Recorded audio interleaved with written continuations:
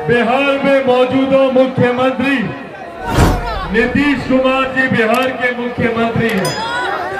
पूछे इन राजनीतिक दलों से और इन नेताओं से कि इन 75 सालों में बिहार में विकास क्यों नहीं हो पाया।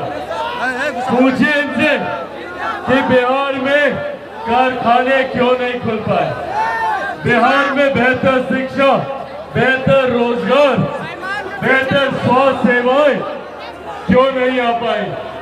मैं दिल्ली में रहा हूं, बंबई में मैंने काम किया, वहां पर मैंने देखा कि किस तरीके से बिहारियों को अपमानित किया जाता है। मेरा सवाल है कि क्यों बिहारियों को दूसरे राज्य जाना पड़ता है शिक्षा के लिए, रोजगार के लिए।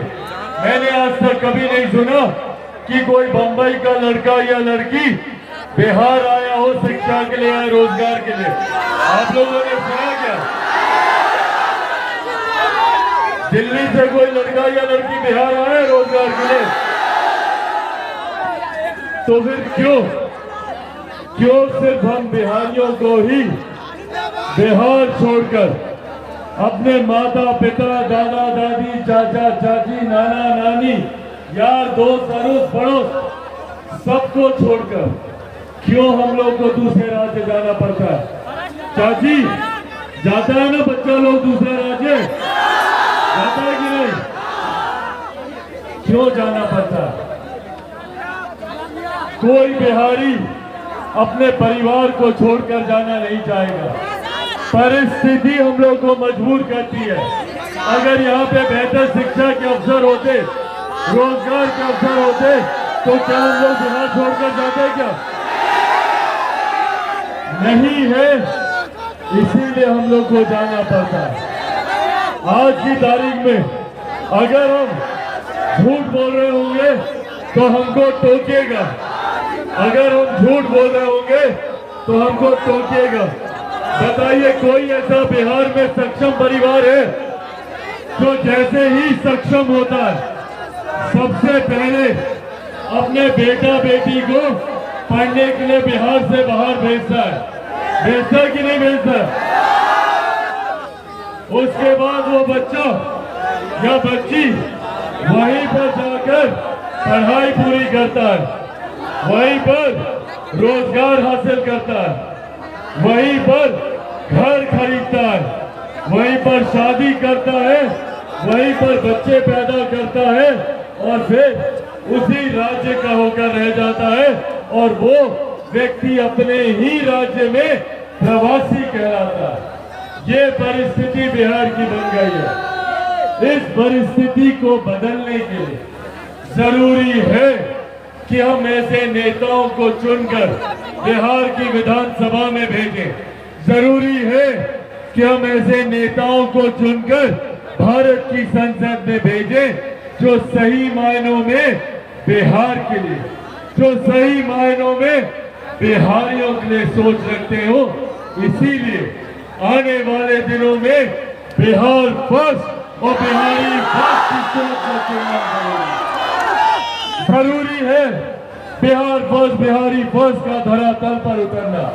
ये एक ऐसी सोच है जो बिहार को विकसित राज्य बनाने की दिशा में आगे लेकर जाएगी।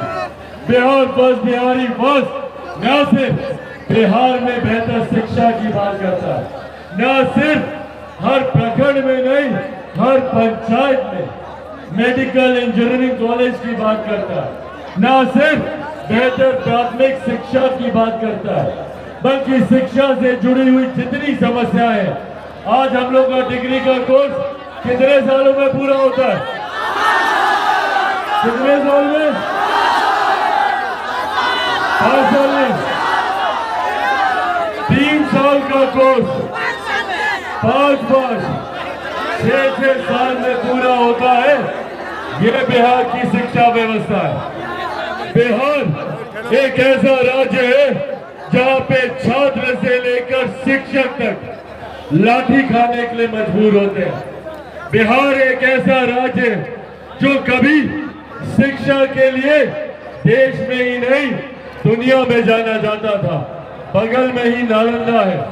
नालंदा यूनिवर्सिटी पर हम लोग आज से दशकों पहले गर्व करते थे, जब देश तो क्या दुनिया ने भी शिक्षा के महत्व को नहीं जाना था।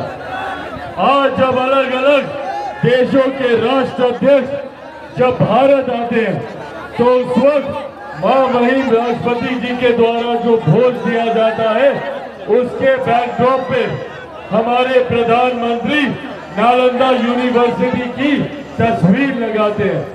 ये गौरवशाली इतिहास रहा है मेरे प्रदेश का। पर आज वही प्रदेश अपने बच्चों तक को पढ़ाने में सक्षम नहीं है। आज इसी प्रदेश के बच्चे दिल्ली जाते हैं, गुरुग्राम जाते हैं, बेंगलुरु जाते हैं, नोएडा जाते हैं, मुंबई जाते हैं शिक्षा के लिए, रोजगार के लिए। माताएं बहनें यहाँ पे मौजूद हैं, इनको मैं दिल्ली में देखता हूँ। एम्स में डॉक्टर के सामने दिनों दिन तक लाइन लगाकर खड़ी रहेंगी इलाज के लिए। ये परिस्थिति हमारे प्रदेश की बनी है। साथियों, अगर यही व्यवस्था रही तो वो दिन दूर नहीं जब बिहार एक बुजुर्ग प्रदेश बनकर रह जाएगा। बिहार से तमाम युवा पलायन कर दूसरे राज्यों की अर्थव्यवस्था को मजबूत कर रहे होंगे, दूसरे राज्यों की अर्थव्यवस्था को मजबूत कर रहे होंगे, और वहीं हम लोग अपने प्रदेश में शिक्षा रोजगार के लिए तरस रहे होंगे। इसीलिए साथियों, आज ये आग्रह करने आया हूं, हम लोगों को जात पात धर्म मजहब में बांटने की सोची समझी साजिश की जाती है ताकि हम लोग जात पात में बटे रहे और ये बाकी के राजनीतिक दल अपना राजनीतिक समीकरण बनाकर सत्ता का सुख भोगते रहे। इन लोगों ने लंबे समय तक हम लोगों को जातियों में बांटा, भाई को भाई से अलग करने का काम किया, दलित को महादलित किया, पिछड़ा को अति पिछड़ा किया, कभी अगड़ा कभी पिछड़ा, कभी हिंदू कभी मुस्लिम, सिर्फ जातियों में बांटने का काम किया। और बदले में हम लोग को क्या मिला? आज भी वही बदहाल परिस्थिति पर बिहारी खड़ा है। आज चिराग पासवान से मुख्यमंत्री नीतीश कुमार जी को इतनी नफरत क्यों होती है? मुख्यमंत्री नीतीश कुमार चाहते हैं कि चिराग पासवान को समाप्त कर दिया जाए, चिराग पासवान की राजनीतिक हत्या कर दी जाए। क्यों भैया?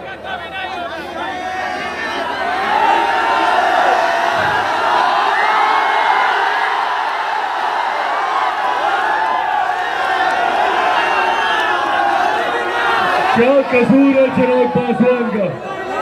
चिराग पासवान का कसूर बस इतना ही है ना कि चिराग पासवान बिहार के बच्चों की भविष्य की चिंता करता है, बुजुर्गों की चिंता करता है, महिलाओं के सम्मान की चिंता करता है, बिहार के युवाओं की चिंता करता है, बिहार के किसानों की चिंता करता है, बिहार के मजदूरों की चिंता करता है। इसीलिए ये तमाम शक्तिशाली लोग चिराग पासवान को समाप्त कर देना चाहते हैं। षड्यंत्र रचा जाता है कि कैसे चिराग पासवान को समाप्त किया जाए। भाई, हमारे खिलाफ कोई कोर्ट कचहरी में मुकदमा नहीं है, हमारा कोई आय से ज्यादा संपत्ति नहीं है। उसके बाद कैसे चिराग पासवान को समाप्त किया जाए? तो इसके परिवार को तोड़ दो, इसको अपने ही परिवार से अलग कर दो, चिराग पासवान टूट जाएगा। नहीं टूटा चिराग पासवान।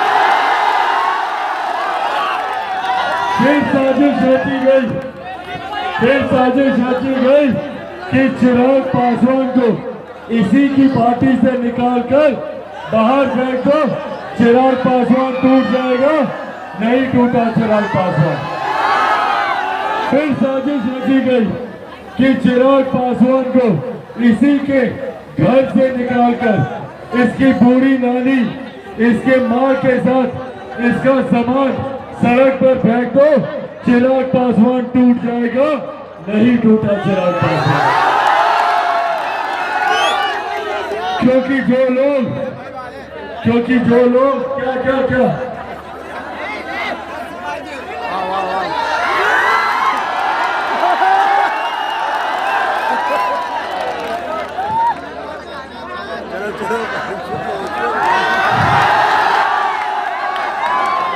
क्योंकि जो लोग ये सोचते हैं कि इन चीजों से चिराग पासवान टूट जाएगा, वो भूल जाते हैं कि चिराग पासवान शेर का बेटा है, रामविलास पासवान का बेटा। भैया ना टूटने वाला हूँ, ना झुकने वाला हूँ, और डरता तो मैं किसी से नहीं हूँ, जितनी ताकत अफगानी है।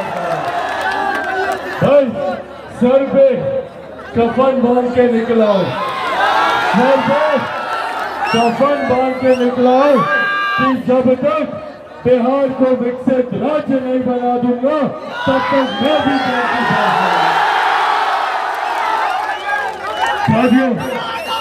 साथियों, बिहार को बेहतर बनाने के लिए हम सबको जात पात धर्म मजहब से उठना होगा।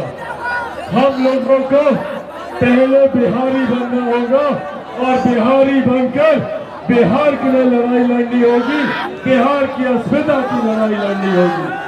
हकीकत है कि अगर पूरे हिंदुस्तान में कोई एक फर्क है, कोई एक भेद है, तो वो बस इतना कि एक अमीर जो अमीर होता जा रहा है, दूसरा गरीब जो गरीब होता जा रहा है।